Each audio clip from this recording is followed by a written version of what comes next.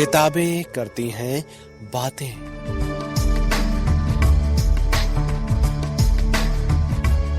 आवाज की तरंगों पर मेहनतकश जनता का साहित्य।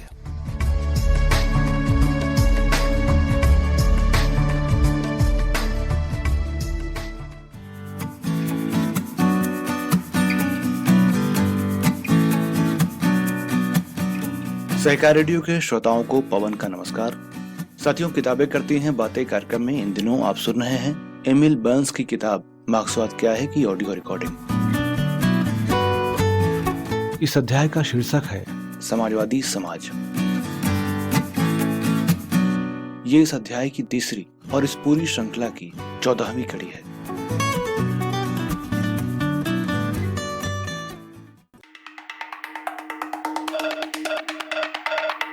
मार्क्स के अनुसार समाजवाद वो पहली मंजिल है जब उत्पादन के साधनों पर जनता का अधिकार होता है और इसलिए मनुष्य द्वारा मनुष्य का शोषण मिट जाता है।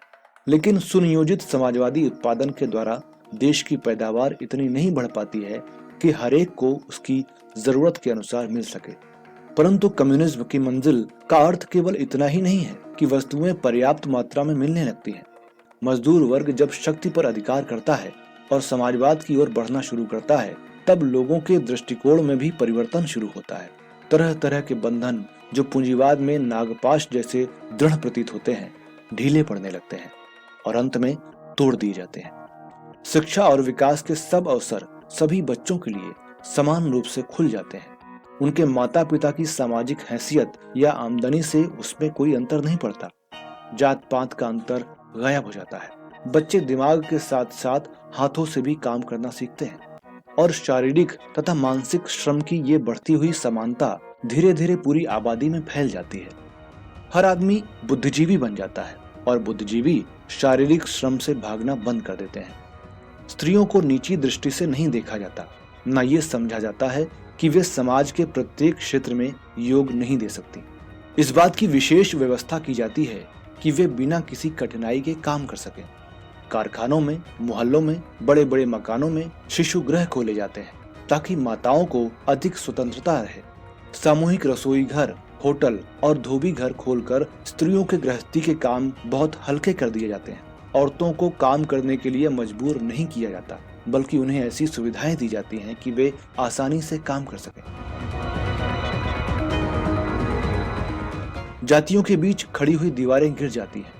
समाजवादी समाज में कोई पराधीन जाति नहीं होती, न किसी को जाति भेद के कारण ऊंचा या नीचा समझा जाता है। प्रत्येक जाति को अपने आर्थिक साधनों को और अपने साहित्य तथा कला की परंपराओं को विकसित करने में अधिक से अधिक सहायता दी जाती है। जनतंत्र का केवल ये अर्थ नहीं रहता कि पार्लियामेंट में कौन प्रतिनिधि बनकर जाए और इसके लिए हर 5 साल बाद लोगों से वोट मांग लिए जाए। जनतंत्र का अर्थ अब ये हो जाता है कि प्रत्येक कारखाने में, प्रत्येक मोहल्ले में और जीवन के प्रत्येक क्षेत्र में नर नारी स्वयं अपना और अपने देश के भविष्य का निर्माण करते हैं। अधिकाधिक लोग सार्वजनिक जीवन के किसी न किसी क्षेत्र में प्रवेश करते हैं, जहां उन्हें अपनी तथा दूसरों की सहायता करने की जिम्मेदारी संभालनी पड़ती है। दूसरी जगहों में पाए जाने वाले जनतंत्र से ये कहीं अधिक पूर्ण, कहीं अधिक सच्चा जनतंत्र होता है। शहर और देहात का फर्क मिटने लगता है। गांव में रहने वाले मजदूर मशीनों का इस्तेमाल करना सीखते हैं और अपनी कार्य निपुणता के स्तर को शहरी मजदूरों के बराबर कर देते हैं। पहले जो शिक्षा तथा संस्कृति संबंधी सुविधाएं शहरों में ही मिला करती थीं, अब वे गांवों में भी पैदा हो जाती हैं। संक्षेप में, समाजवाद से भौतिक परिस्थितियों में जो परिवर्तन होते हैं, उनके आधार पर स्त्री पुरुषों के दृष्टिकोण एवं विकास में भी भारी परिवर्तन हो जाते हैं। अब ऐसे स्त्री पुरुष होते हैं जिनका चतुर्मुखी विकास हुआ है, जिनकी चतुर्मुखी शिक्षा हुई है और जो सब तरह का काम करने की योग्यता रखते हैं। सबसे बड़ी बात यह है कि पूंजीवाद से उत्पन्न स्वार्थपरता और व्यक्तिवादी दृष्टिकोण के बदले लोगों में एक सच्चा सामाजिक दृष्टिकोण और समाज के प्रति जिम्मेदारी की भावना पैदा होती है। मार्क्स के शब्दों में, श्रम जीवन यापन का साधन मात्र नहीं रहता, बल्कि स्वयं जीवन की प्रथम आवश्यकता बन जाता है। समाज की इस अवस्था में कम्युनिस्ट समाज में लोगों से काम कराने के लिए उन्हें किसी तरह का लालच या लोभ देने की आवश्यकता नहीं रहती। क्योंकि इस जमाने के स्त्री पुरुषों का सिवा इसके और कोई दृष्टिकोण ही नहीं होता कि समाज के और अधिक विकास में वे अधिक से अधिक योग दें। क्या ये स्वप्न देखना है? इसे स्वप्न देखना वे ही लोग समझेंगे जो मार्क्सवाद के भौतिकवादी आधार को नहीं समझते। हम दूसरे अध्याय में इसका जिक्र कर चुके हैं। मनुष्य के किसी भी दृष्टिकोण का गुण स्थायी और सदा सनातन नहीं होता। आदिम कबीलों वाले समाज में कबीले के प्रति लोगों में जिम्मेदारी की बड़ी प्रबल भावना पाई जाती थी। यहाँ तक कि आदिम समाज के जो अवशेष आज मौजूद हैं उनमें भी यही बात पाई जाती है। बाद को जब समाज वर्गों में बंट गया तब सामाजिक जिम्मेदारी की भावना भी क्षीण हो गई, परंतु वर्ग के प्रति जिम्मेदारी की भावना के रूप में वो अब भी विद्यमान थी। पूंजीवादी समाज में सामाजिक जिम्मेदारी की भावना अत्यंत क्षीण हो जाती है। ये अवस्था जीवन का ये मूल सिद्धांत बना देती है कि हर आदमी अपना अपना स्वार्थ देखे, परंतु पूंजीवादी समाज के अंतर्गत भी वो चीज तो कायम रहती ही है जिसे मजदूरों की एकता की भावना कहते हैं।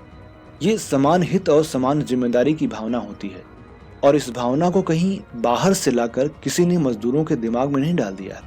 मजदूर वर्ग को जिन भौतिक परिस्थितियों में जीवन बिताना पड़ता है उन्हीं परिस्थितियों से ये विचार उत्पन्न होता है, क्योंकि मजदूर एक ढंग का काम करके और एक दूसरे के सहयोग से काम करके जीविका कमाते हैं। दूसरी ओर स्वार्थ के लिए पागल सामाजिक अथवा सामूहिक जिम्मेदारी की भावना से हीन व्यक्तिवादी आदमी का सबसे बढ़िया नमूना पूंजीपति है, जो एक दूसरे को मारकर जिंदा रहने की कोशिश में लगे प्रतिद्वंदियों से घिरा रहता है। ये सही है कि सत्तारूढ़ वर्ग के विचार एकता की बजाय प्रतियोगिता व होड़ की भावनाएं मजदूरों में भी फैलाते हैं, विशेषकर उन मजदूरों में जिन्हें मालिकों ने किसी प्रकार की विशेष सुविधाएं देने के लिए चुन रखा है।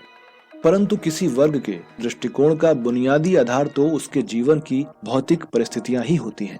वो किस प्रकार अपनी जीविका कमाता है उसी से उसका दृष्टिकोण निश्चित होता है। अतएव निष्कर्ष ये निकलता है कि लोगों की भौतिक परिस्थितियों को बदलकर जीविका कमाने के उनके ढंग को बदलकर उनके दृष्टिकोण को भी बदला जा सकता है। इसका सबसे अच्छा उदाहरण वो परिवर्तन है जो सोवियत संघ में किसानों के दृष्टिकोण में उत्पन्न किया जा सका है।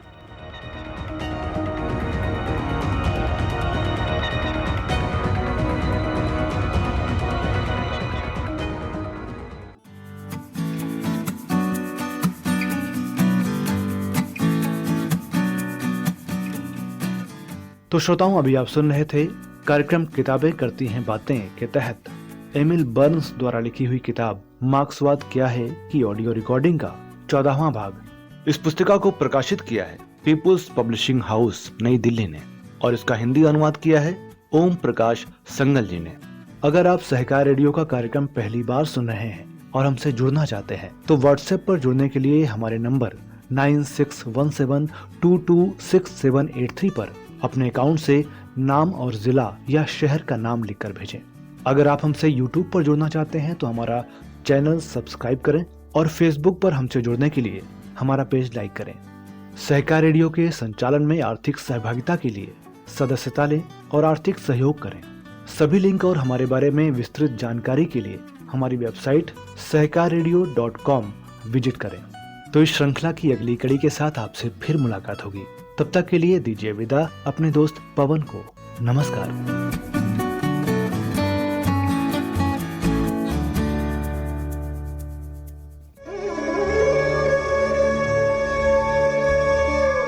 किताबें करती हैं बातें।